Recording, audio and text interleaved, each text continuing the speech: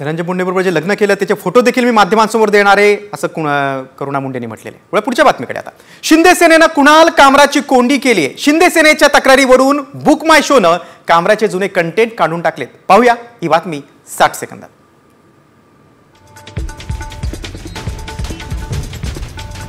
उपमुख्यमंत्री एकनाथ शिंदेंवरची टीका कुणाल कामराला भोवली आहे। बुक माय शोनं कुणाल कामराचे जुने कंटेंट काढून टाकले, तसंच कॉमेडी कलाकारांच्या यादीतूनही त्याला काढून टाकले।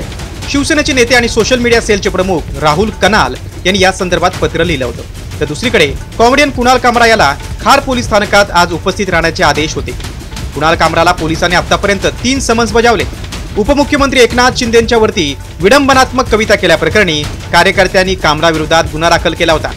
या संदर्भात जबाब नोंदवण्यासाठी पोलिसांनी कामराला समन्स बजावला होता, मात्र तो हजर राहिला नव्हता। कुणाल हजर न राहिल्यास पोलीस त्याच्या विरोधात अटक वॉरंट काढू शकतात। कुणालनं मात्र मद्रास हायकोर्टाकडून अटकपूर्व जामीन मिळवलाय। कोर्टानं त्याला 7 एप्रिलपर्यंत अटक न करण्याचे आदेश दिले।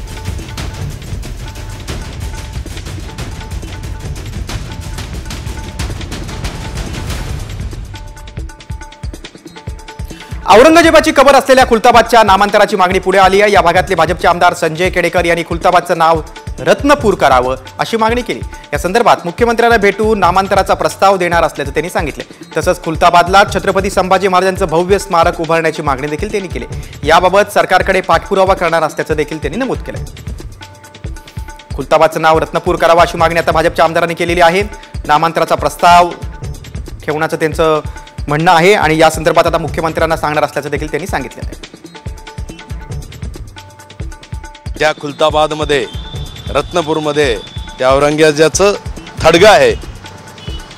त्या आमच्या रत्नपूरमध्ये भावी पिढीला इतिहास लक्षात राहावा या दृष्टिकोनातून छत्रपती संभाजी महाराजांचं भव्य स्मारक त्या रत्नपूरमध्ये व्हावी अशी सर्व जणांची मागणी आहे। ती मागणी घेऊन मी मुख्यमंत्र्यांना भेटणार।